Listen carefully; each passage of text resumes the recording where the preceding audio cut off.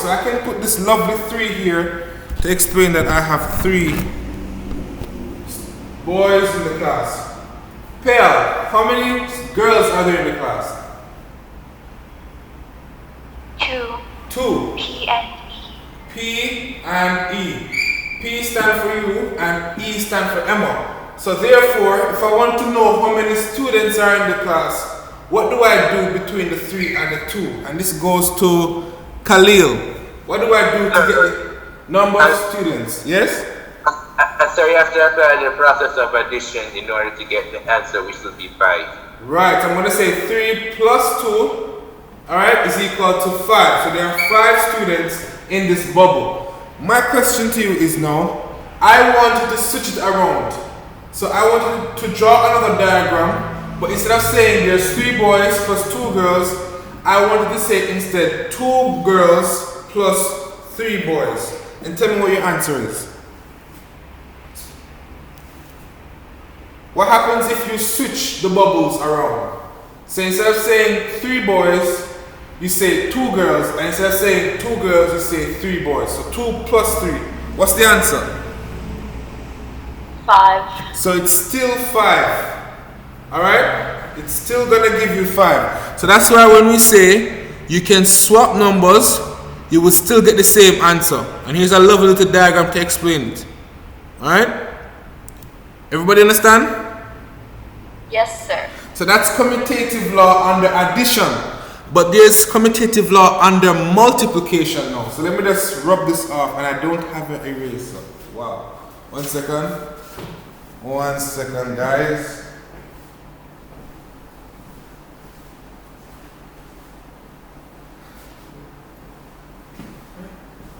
Alright. So to explain commutation under multiplication now. Alright. Yeah, that's what we're going to have to do. So we're going to have to do. Don't judge. Okay. Let's say we had each person in here owning 2 pencils. Alright? So instead of having this bubble, so still have your little diagram here, but we're going to say now, each person in the class, each person in the class, can everybody see the board? Each person in the class, if you can't see this, let me know, has 2 pencils.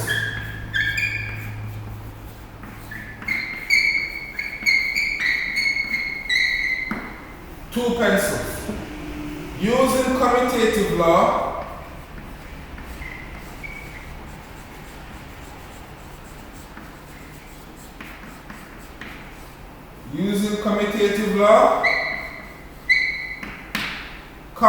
prove the total amount of pencil. The total amount of pencil in the... Alright, so take this question off for me. Let me read it one more time. Each person in the class has 2 pencils. Using commutative law, prove the total amount of pencils in the class. Everybody have that down? Yes, sir. Alright, so how many persons were there in the class from the original question? 5. 5? Alright, now how many pencils does each person have? 2. 2. What operation would help me to find the total amount of pencils per overall in the class? Let me ask Emma. What do you think I'm going to put between both to find the total amount of pencils between each person? Do you think we're going to add 5 plus 2 or multiply 5 by 2?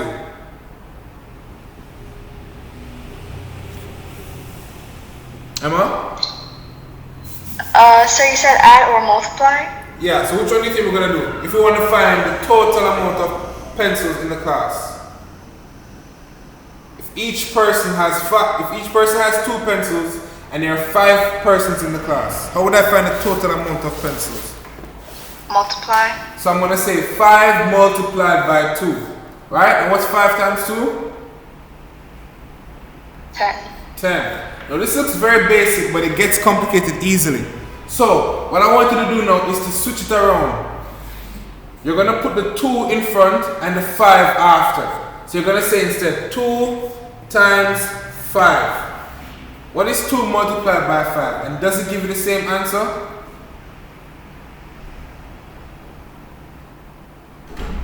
Yes, sir. Alright. So I know you guys shaking your head saying, sir, this is so easy. But just make sure you understand the concept because it gets difficult quite quickly. Alright? So the formula that I wanted to write down for this one. So here's the formula. Alright? So quickly write this off for me and then I write the formula. 1 second.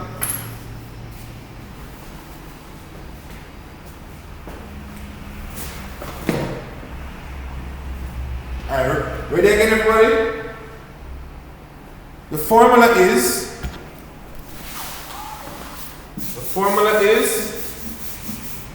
I know, should be using a duster. I'll quickly find it after this. The formula for commutative law under multiplication is that A multiplied by B is always going to be the same thing as B multiplied by A. Alright? Let me repeat. So A is any value, any random value. So A times B is always going to be the same thing as B times A. Alright? Because in both instances we got 10. So 10 is equal to 10, no matter if we switch it around. Everybody understand what we're doing so far? Sir. Alright. But here's something interesting about commutative law under multiplication.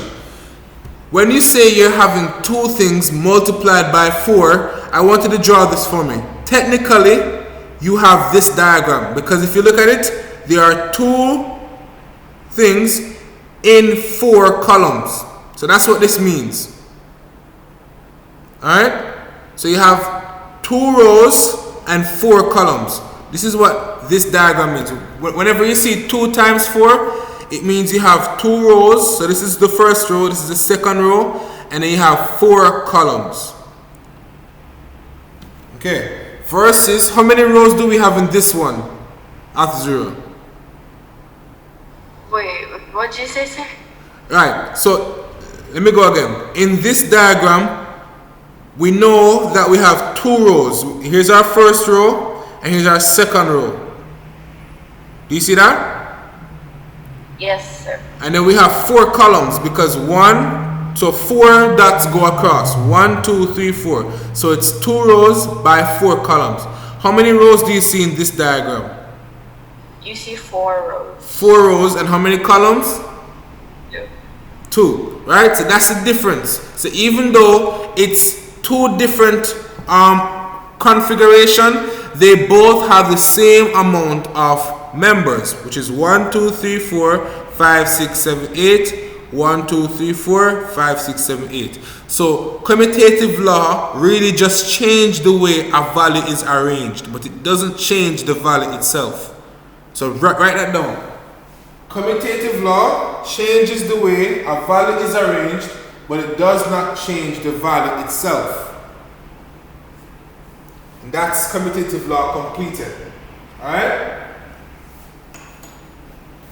Let me write it down. Commutative law changes the way values are arranged, but it does not change the values themselves. So you can arrange these groups of numbers in different methods. Either you have it standing across or standing upright, but it does not change how many members you had originally. Alright? So that was commutative law. The next one we're going to look at is associative law. Alright. Okay? So we're going to go through these examples after. to really prove it, but let's just get the main idea behind associative law. 1 second. Alright, associative law. Write this for me. Associative law states that for the operations addition and multiplication, the way the numbers are grouped does not affect the answer. Alright. And let me give you an example. So it's basically saying, hey, you can be paired up with another value, but your answer does not change. Let me give you an example.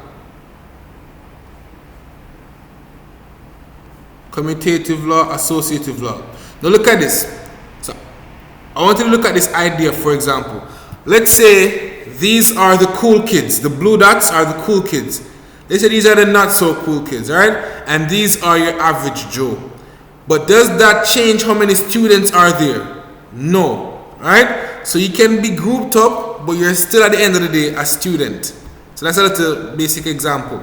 So if you have any crayon or if you have a pretty good artistic style, you can draw this for me. So you have 6 students plus 3 students.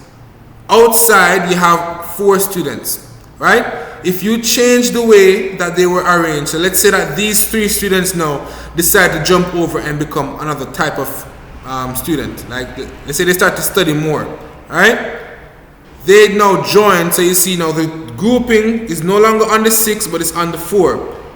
It still does not change the value itself. So that's why when we add 6 plus 3 we get 9, and 9 plus 4 gives us 13. Right. Let's add this one now. We should get the same 13. What is 3 plus 4? 7. And 7 plus 6 is? 13. 13. Right? So no matter how you group the values, they are still associatively the same answer. Alright? So write a definition for me. The associative law states that for addition and multiplication, the way the numbers are grouped does not affect the answer. Let me zoom out. The way the numbers are grouped does not affect the answer. Alright, so the difference between this and commutative is one is talking about grouping and the next is talking about swapping. Alright? So this is associative. Right, this is associative law, right? Alright, and now we're gonna go through some examples, right? We just Right definition of it. What exactly is the definition of it? of associative law. Oh, it says it right now. Never mind. Right here. So it says, no matter how you group the numbers. So if, for example, you had 3 terms, 4, 6, and 8, right? And you add them all together. No matter if you decide to add the 6 to the 8 and then add 4, you would still get the same value of 18. But let's look at this diagram now, and I wanted to draw this diagram to explain it. Alright? Quickly draw the diagram for me.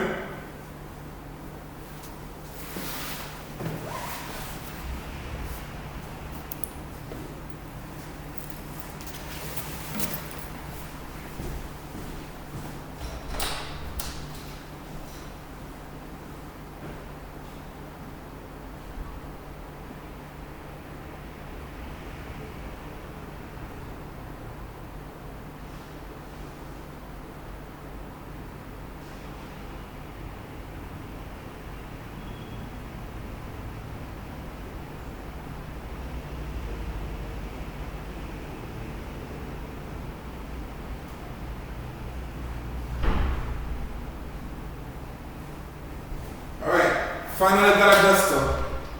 And then maybe excuse quickly, sir. Alright, sure, quickly come back. Alright, now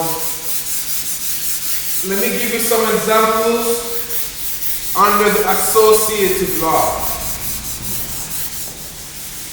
Alright, here we go. So associative law, let me write that. Associative law.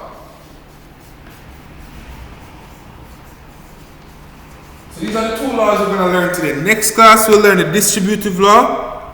Alright? So the general rule, write this for me. The general rule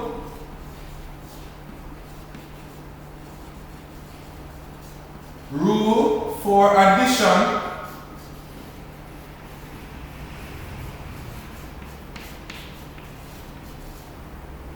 is, here's the formula, right? We call this a baby formula. I'm just joking. We call it a formula though. It basically explains to you how the format will always be. If you group B with C instead of A, it will still be the same answer. So we're gonna write A plus B bracket plus C is the same thing as A plus B plus C. Everybody understand this? Any questions so far? No, sir, I understand it. Alright, now we're going to go to the general rule for multiplication. Alright? The general rule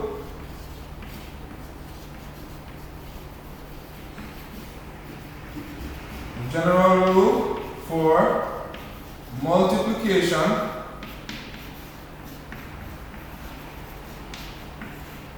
is the same thing except you change the operation. So instead of saying A plus, you say A multiplied or A times. So let's take the same format. A times B times C is going to be equal to A. But do I need to put a multiplication sign here, or can I just put a parentheses and say B times C?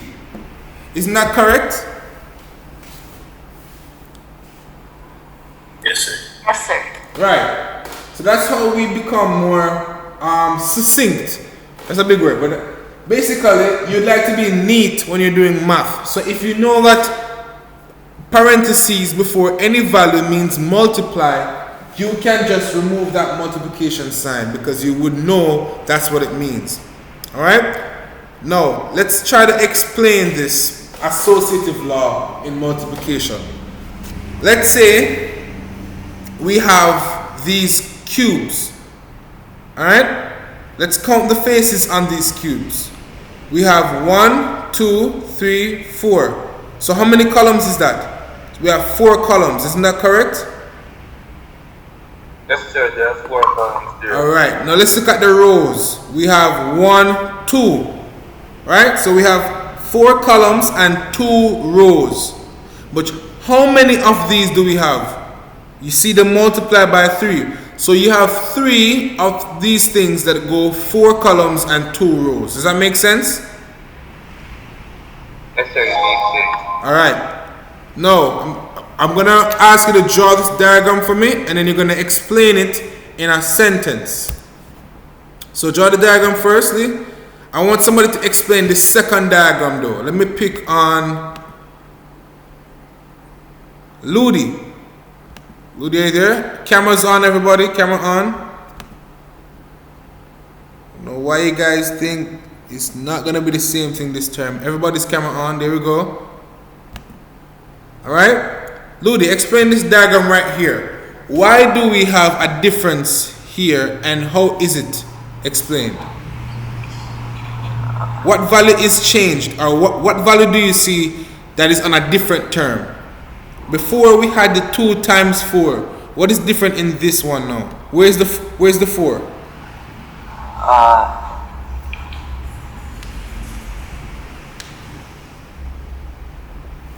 So remember, it's associative law. So if you remove this B and put it on the C, right? So instead of saying A times B, you say B times C times A. That's going to be the same thing. So look at this for me now. How many rows do you see here? 1, 2, 4. 3, 4. No. You have 4 columns, right? Oh, yeah. Right? You have 4. Well, we'll show you. Hold on 1 second. So this is arranged different compared to this one. Let's explain why.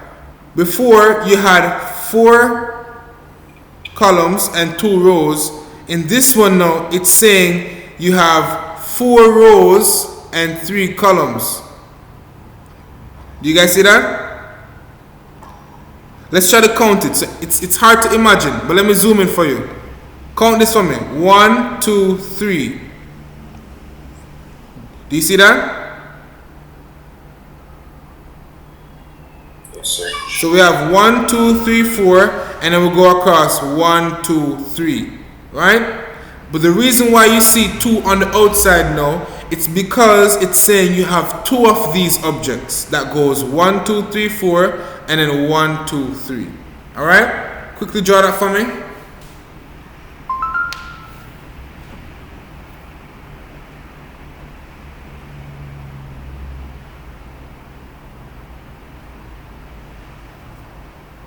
Alright? So that's the 4 topics we learned today. I'm going to write it back on the board so you can get it for understanding. And then we're going to go through some class questions.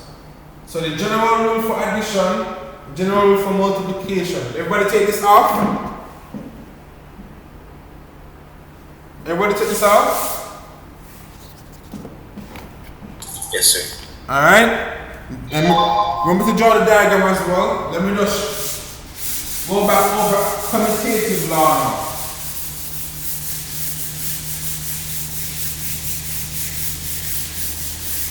So for commutative law, we said that the general rule for addition, commutative law, we said the general rule,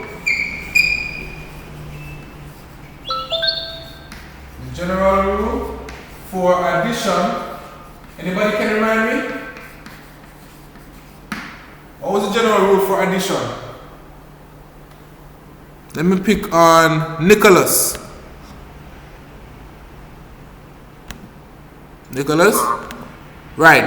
Look back on your notes now. What was the general rule for addition in commutative law? Remember, it basically means you can swap the numbers. So let me say I have A plus B. What would I do to get the rule now? What would I swap? You would swap B and A. Right, so what would you get over here? So if you have A plus B here, what would you have on the right hand side? C.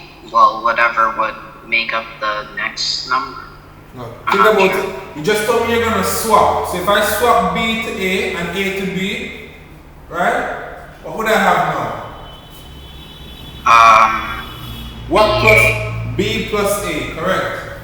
Alright? So the general rule is that if you have A plus B, that's the same thing as saying B plus A. Alright?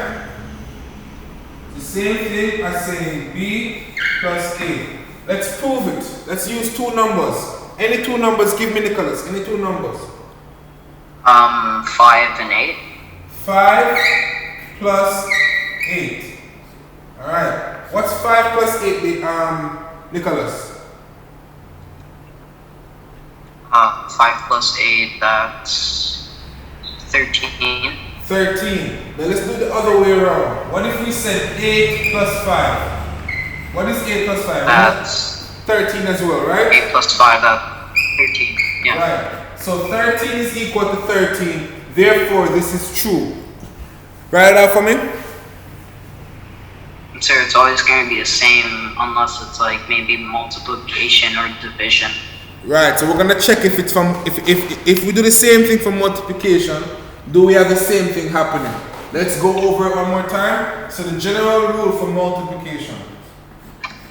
The general rule for multiplication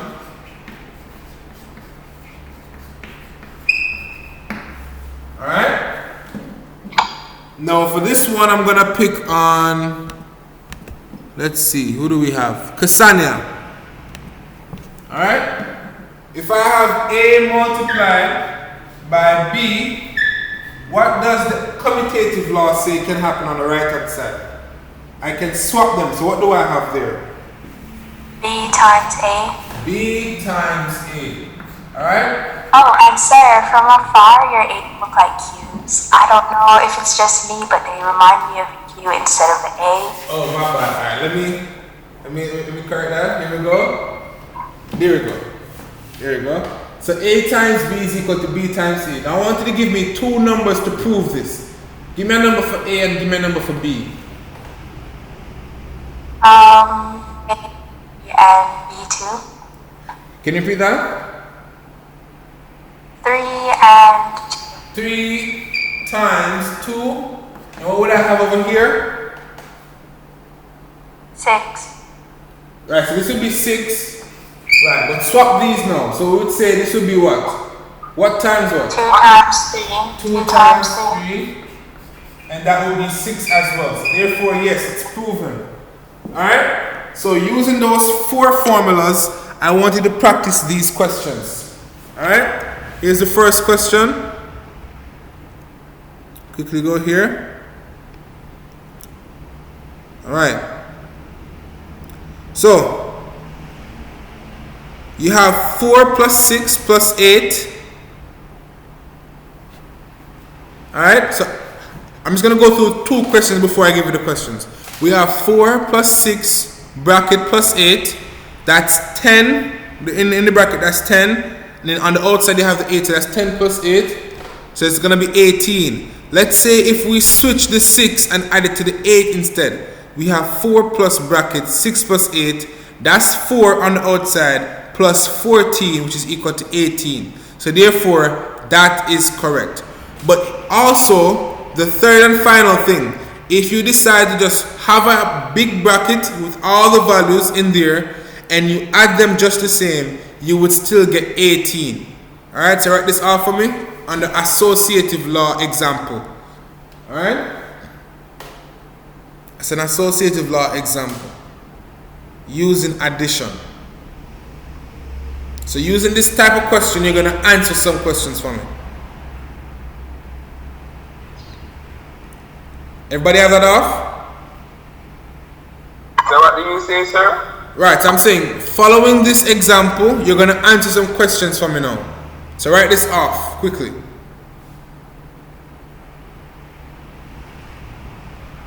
Alright, let me just quickly zoom out for you. Right, there we go. Oops, my bad.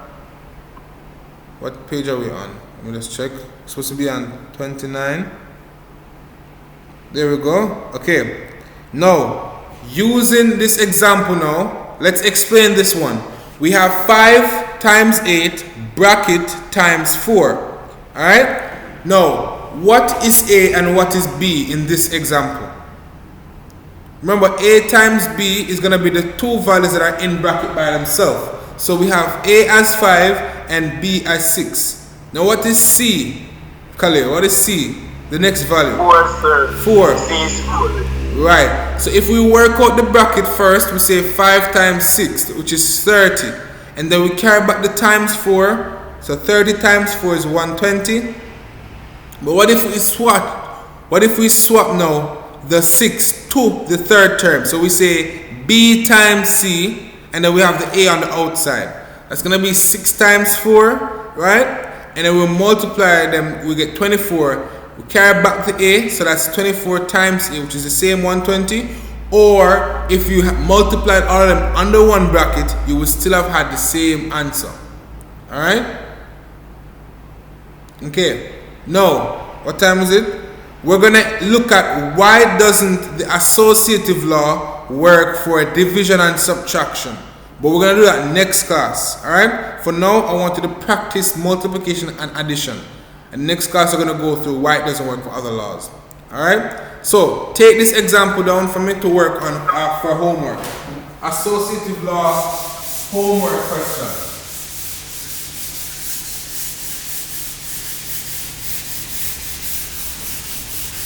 Alright, here's your first question. So following the same formula, you're going to prove them in the 3 fashion.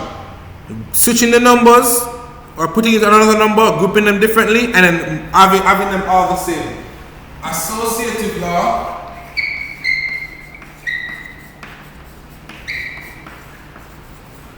Homework question.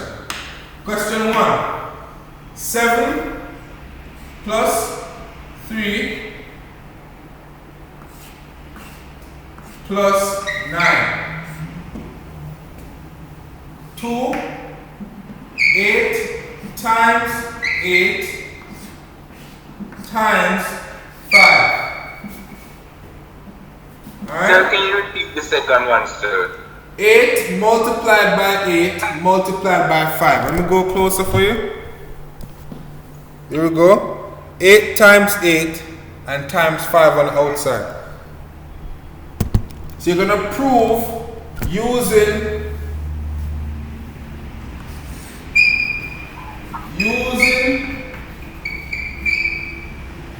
the general formula I gave you. If you can recall, the general formula was A times B bracket times C. Or was the second one? Wasn't it A times B times C? A bracket B times C. And the third one is A times B times C. So these are the three formulas I wanted to use to prove the answer. Alright? Everybody understand? Yes, sir. Good. Let's go through now one more. So the third one I wanted to practice. 6 times 2 bracket times 7. And then the fourth one, which is going to be addition, going to have 3 plus 14 plus 11. These are the 4 questions you're going to practice for associative law. And the four questions you're going to practice for commutative law. I'm going to write it off in one moment.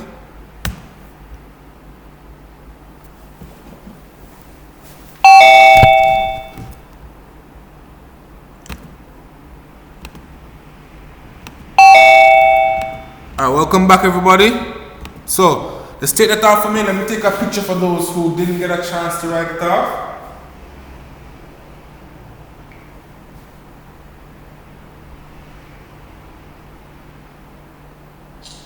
Alright, good. So, I'm going to post the picture in the group. But in the meanwhile, let me write the commutative law homework out.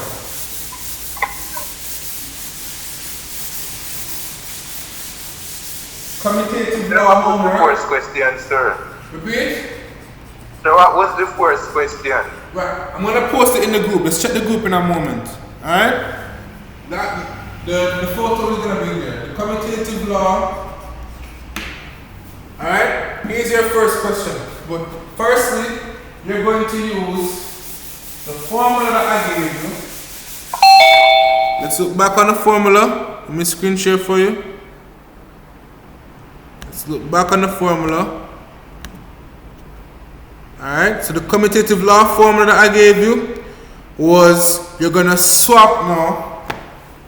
If you had A plus B plus C, you can swap it to say A plus C plus B, or another fashion, you can say A times B times C, you say A times C times B.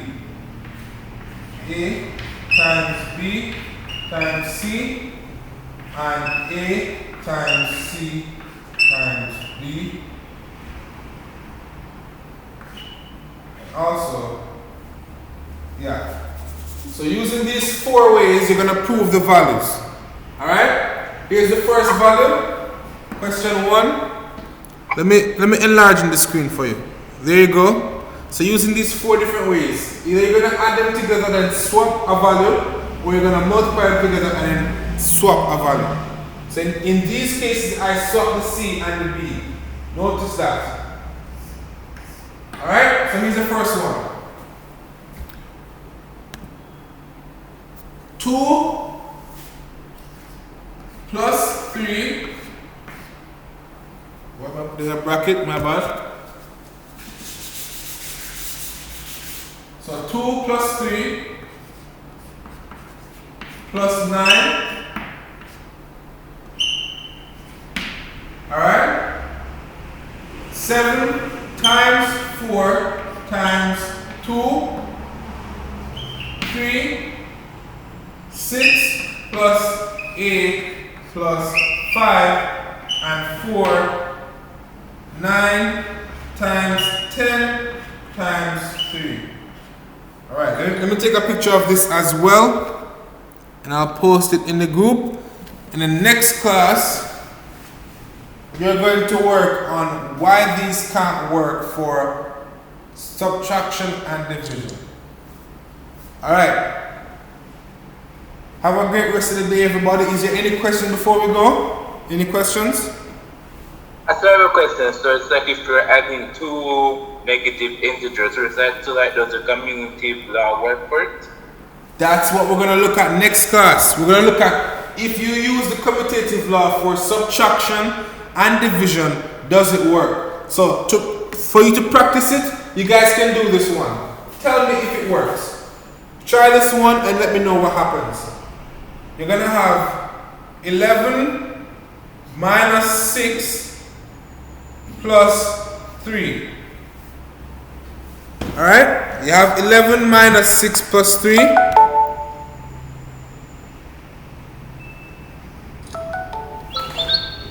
Wait, let me give you an easier one. Let's say you have 7 minus 1. Right? And then you have minus 1 plus 7. Sorry, 1 minus 7. 1 minus 7. I want you to tell me what will be the answer you get in both cases. Alright, that's going to be your homework. Tell me if the answer is the same, yes or no. Sir? Yes? Sir, as for the first one, sir, the answer is 6 for the first one. Right, answer is 6. But does that mean the answer is going to be 6 for this one as well? No, sir. Right, it's going to be a different answer. I want you to write it down and tell me. Alright? Next class, we're going to go more in depth. So, any other questions before we go? Sir, I have a question, but I'm not sure if it makes sense. Alright, let me hear it. There's no wrong questions.